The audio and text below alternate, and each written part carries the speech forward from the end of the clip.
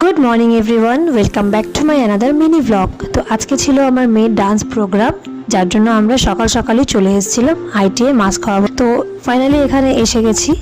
এখানে দেখতে পেলাম যে অলরেডি ফাংশন স্টার্ট হয়ে গেছে।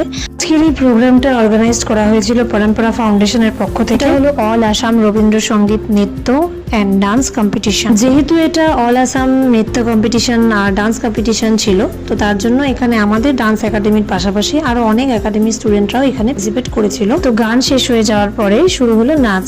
তো এখানে যারা সোলো পারফর্ম করেছিল তারা সোলো পারফর্ম করলো, আর যারা গ্রুপ ডান্স করেছিল তারা গ্রুপে পারফর্ম করলো। আমার মেয়েরা গ্রুপ ডান্স করেছিল। আর এত সুন্দর করে ডান্স শিখিয়েছিলেন যিনি, উনি হলেন আমার মেয়ের নৃত্যগুরু শ্রী সুস্মিতা ম্যাম।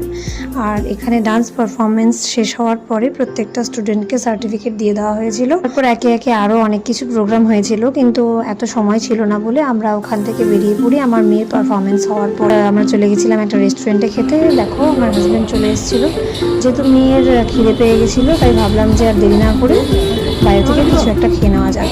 তো এখানে আমরা রেস্টুরেন্টে এসে খেয়ে নিলাম। তো আজকের ব্লগটা কেমন লেগেছে অবশ্যই কমেন্ট করে জানাবেন, আর যদি ভালো লেগে থাকে তাহলে একটা লাইক